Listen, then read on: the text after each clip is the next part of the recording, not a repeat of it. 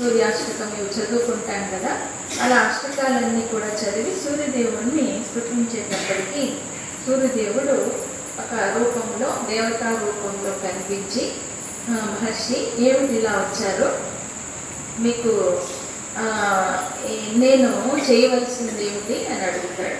అడిగితే, మీరు త్రికాలజ్ఞులు కదా, 3 లోకాలు కూడా సంచారం చేస్తూ ఉంటారు, మీకు తెలియనిది ఏమీ ఉండదు.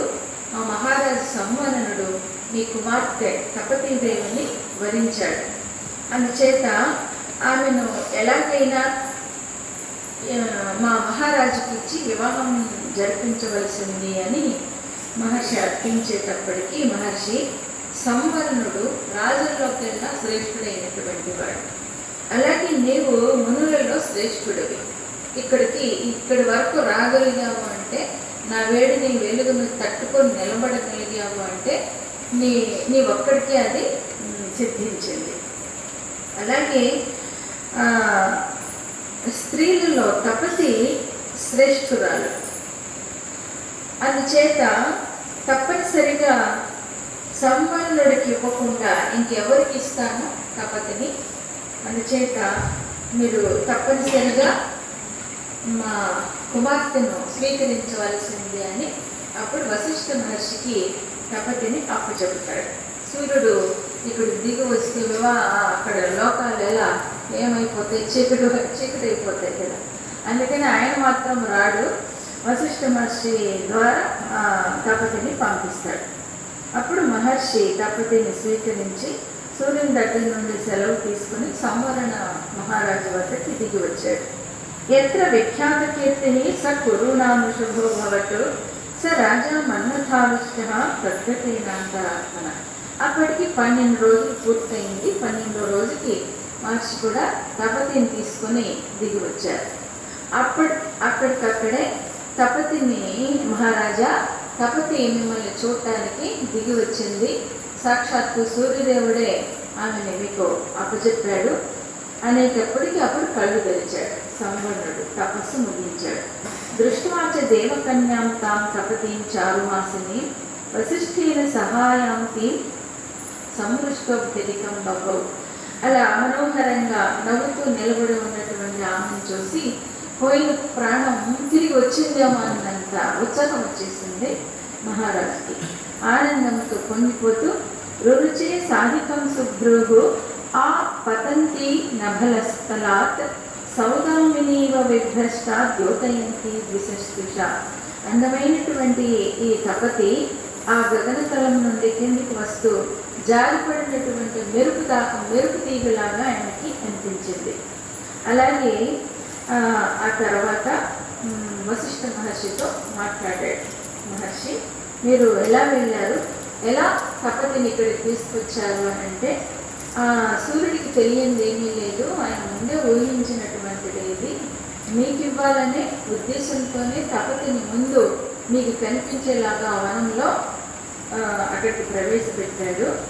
అయినప్పటికీ ఎందుకు మీరుగా వివాహం చేసుకోవడం అనేది అది శాస్త్రీయం కాదు. ఒకవేళ శాస్త్రంలో తప్పదు అనిపించినప్పుడు గాంధర్వ వివాహం అనేది చేసుకోవచ్చునేమో, కానీ ఆ గాంధర్వ వివాహం అనేది ఎవరూ చూడనప్పుడు జరిగేది కాబట్టి, ఇప్పుడు మనం భరతుడి దుష్యంతుడు శకుంతల చరిత్ర విన్నాం. ఆయన ఏం చేశాడు, నిండు సభలో అవమానకరంగా మాట్లాడాడు శకుంతలని. సాక్ష్యం ఏమిటి, ఇది నా భార్యని అనడానికి, ఇతను నా కుమారుడు అనడానికి సాక్ష్యం ఏమిటి అన్నాడు. ఇలాంటి ప్రమాదాలు అనేవి ఉంటాయి. కాకపోతే అక్కడ అశరీరవాణి తెలియజేసింది కాబట్టి కథ సుఖాంతమైంది. కానీ మానవ లోకంలో మానవులకు అది ఈనాడు అసాధ్యం. సాక్ష్యం ఏమిటి, ఎప్పుడు కలుసుకున్నాం, ఇలాంటివన్నీ నిలదీసినప్పుడు చెప్పడానికి కుదరదు.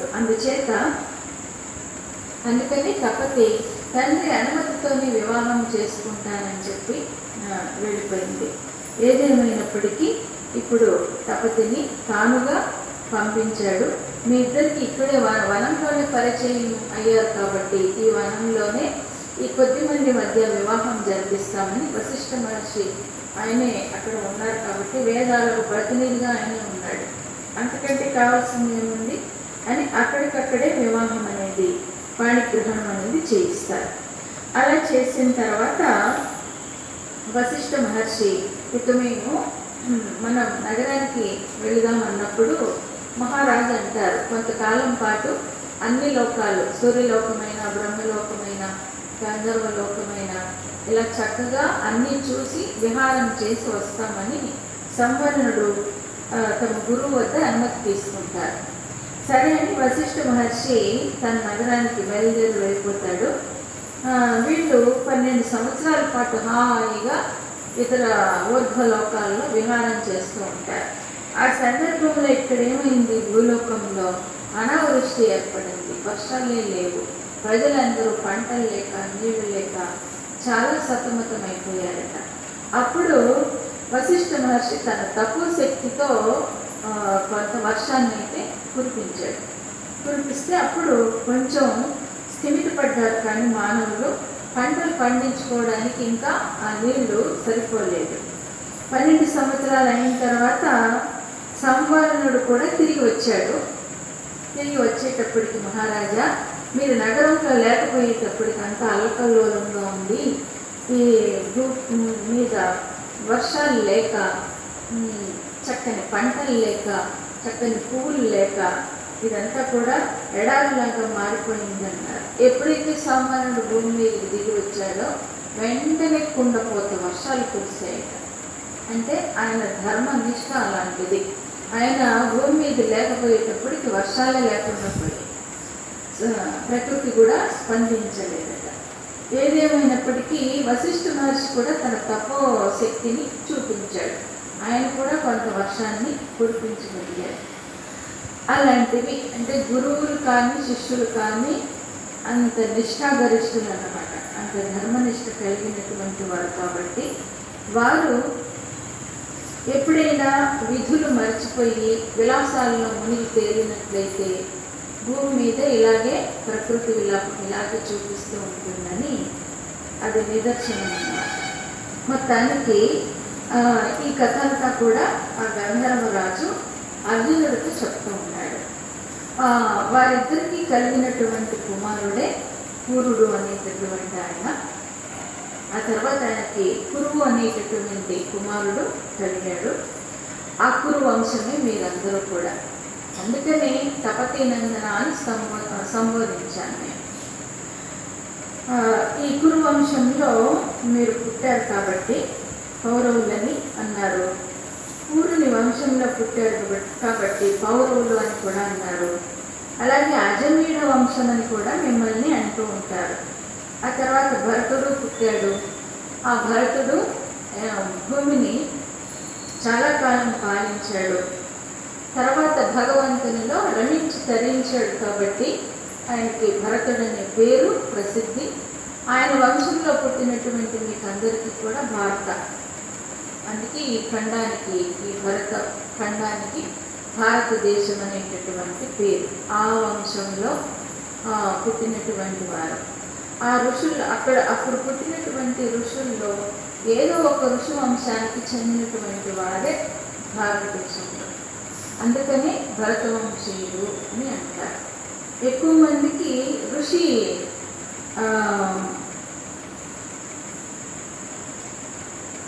వంశంలోనే పుట్టి ఉంటారు కాబట్టి గోత్రం కూడా ఎక్కువ భాగం అదే ఉంటుంది. ఫలానా ఋషి గోత్రం అని చెప్తుంటారు. భారద్వాజ ఋషి గోత్రం అని, మార్కండేయ ఋషి గోత్రం అని, కౌండిన్యస ఋషి గోత్రం అని, ఇలా ఏదో ఒక గోత్రానికి చెందిన వారమై ఉంటాం. ఇది తపతి సంవర్ణన గురించి అని చెప్పారు. ఇలా చెప్పిన తర్వాత అప్పుడు అర్జునుడు మీరు ప్రసాదిస్తానన్నటువంటి చాక్షుషి విద్యను నాకు ఇవ్వండి, నేను గ్రహిస్తానంటాడు. ఈయనకి తెలిసినటువంటి ఆగ్నేయ అస్త్రం ప్రయోగించేటటువంటి విద్యను ఈయన బోధిస్తాడు.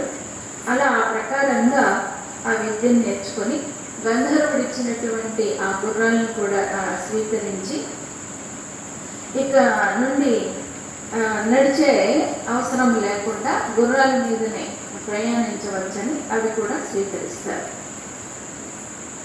జరిగినటువంటిది అని. ఆ తర్వాత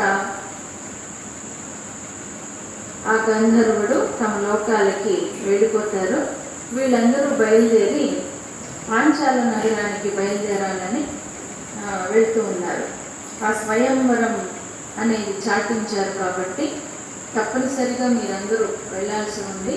అంతేకాకుండా ఒక ఋషి మీకు పురోహితుడు తప్పనిసరిగా ఉండాలి అని సూచించాడు కాబట్టి ఆ గంధర్వుడు వారి కోసం అని ఎదురు చూస్తూ ఎక్కడో మనకి తగినటువంటి గురువులాగా పురోహితుడిలాగా లభిస్తాడని ఎదురు చూస్తూ అలా బయలుదేరి వెళ్తూ ఉన్నారు. అలా వెళ్తూ ఉన్నప్పుడు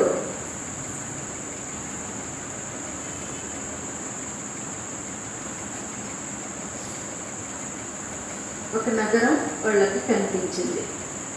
కనిపించేటప్పటికీ వెంటనే అక్కడ ఆ నగరంలో మనం వెళ్ళి రెస్ట్ తీసుకుందామని చెప్పి బయలుదేరి వెళ్తూ ఉండగా పండితుడు కనిపించాడు. కనిపించేటప్పటికి ఆయన్ని ప్రశ్నిస్తారు. మరి వశిష్ఠ ఋషులలో వశిష్ఠ మహర్షి బ్రహ్మర్షి అని పేరు పొందారు కదా, ఆయన ఏ లోకానికైనా అవలీలుగా వెళ్ళిపోతాడని అంటూ ఉంటారు, అది ఎలా సాధ్యం అని అడిగినప్పుడు అడిగితే ఆయన చెప్తూ ఉన్నారు, వశిష్ఠుడు అంటే విశేషంగా ఇంద్రియాలని వశంలో ఉంచుకున్నవాడు కాబట్టి వశిష్ఠుడు అని, తపోనిష్టలో ఉన్నవాడు. అటువంటి ఎంత ఓర్పు కలిగిన వాడు అంటే భూదేవంత ఓర్పు కలిగిన వాడు ఆయన. విశ్వామిత్రుడు తపస్సు చేస్తూ ఆయన మీద అసూయతో తనకి 100 మంది కుమారులు ఉన్నారట వశిష్ఠ మహర్షికి, 100 మందిని కూడా చంపేస్తాడు. చంపినప్పటికీ కూడా ఆయన మీద కోపం తెచ్చుకోలేదు. అది ప్రారంభం కొద్దీ నా పుత్రులలా పోయి ఉంటారు అనే ఉద్దేశంతో అతన్ని క్షమాగుణంతోనే మళ్ళీ అనుగ్రహించి తనంతటి బ్రహ్మ ఋషిని చేస్తాడు విశ్వామిత్రుడిని. అంతటి ఓర్పు కలిగిన వాడు కాబట్టి వశిష్ఠ మహర్షి అయ్యాడు. ఋషుల్లోకెల్లా బ్రహ్మ ఋషిని కూడా చెప్పబడ్డాడు. ఏ లోకాలకైనా అవలీలుగా వెళ్ళగలిగాడని ఆ పురోహితుడు చెప్పాడు. అయితే ఇప్పుడు మాకు సరైనటువంటి దిశానిర్దేశం చేయగలిగినటువంటి ఒక పురోహితుడు కావాలి. మాతో పాటు ఎక్కడికి వెళ్ళినా, మేము ఎక్కడ ఉంటున్నా మాతో పాటు నివసించాలి. అలాంటి వారు ఎక్కడ దొరుకుతారు అని అడిగితే పండితులు ఉన్నటువంటి ఆ ప్రదేశాన్ని గురించి ఆ పురోహితుడు సూచిస్తాడు. మీరు అక్కడికి వెళ్ళగలిగితే మీకు దిశానిర్దేశం చేయగలిగే ఒక మంచి గురువు లభిస్తాడని సలహా ఇస్తాడు. అలా వాడు బయలుదేరి వెళ్తూ ఉన్నారు.